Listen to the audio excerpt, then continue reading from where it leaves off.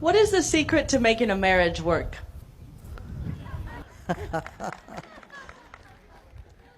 I think you're asking a wrong person.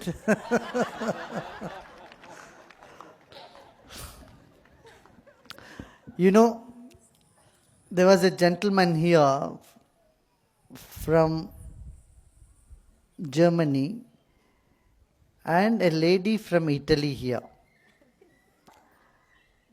And both of them had married several times before. They both came here, said, Guruji, we want your blessing. This marriage at least should work.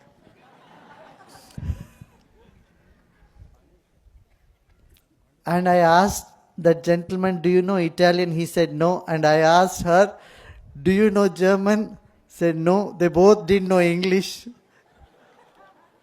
I said, then don't learn each other's language. It will work.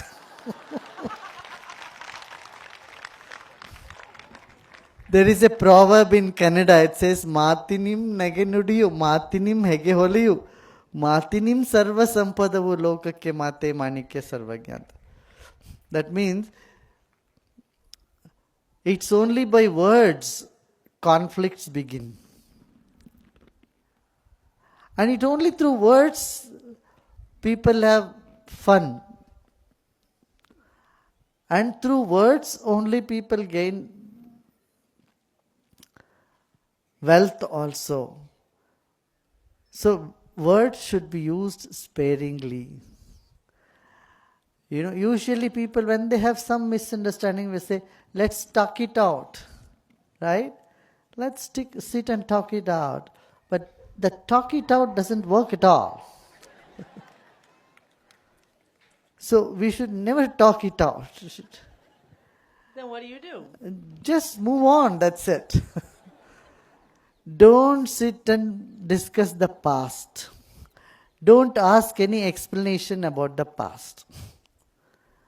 You know, when a mistake happened and that's it, we forget, we should move on. Just imagine yourself in a position. Suppose you do a mistake and someone keeps asking an explanation about your mistake. It is such a burden to explain somebody or to justify oneself. Right? Never make other person feel guilty. This is very important. Anyone whom you make feel guilty, they cease to be your friend somewhere deep inside. That friendship tie, bond gets loosened. So there is a skill in making a person aware of his mistake without making him feel guilty. But normal tendency in human beings is to make someone feel guilty and feel happy about it. Do you see what I'm saying? This is a normal tendency. We have to raise above this normal tendency and not make someone feel guilty. Then your relationship is long-standing. Yeah? Thank you. There is one secret for women and one secret for men, I can tell you. Maybe this will work, you can think about it. A lady should never step on the ego of a man, of her man. You got it? A lady should never step on the ego of her man. The whole world may say to a gentleman, he has no brains, but the wife should never say. She should always say, you are the most intelligent person on the planet. Just the fact that you don't use your brain doesn't mean you don't have it. She should always pump his ego. This is very much essential. If a lady starts telling a man, you are good for nothing, you are a vegetable, and he will really become one. Now, one secret for man. Man should never step on the emotion of a woman. She may complain to you about her brother or mother or family, but you should not join the bandwagon. The moment you start nodding with her complaint, she will turn around all 180 degrees. She will, instead of, dwelling on her complaint, she will complain about you.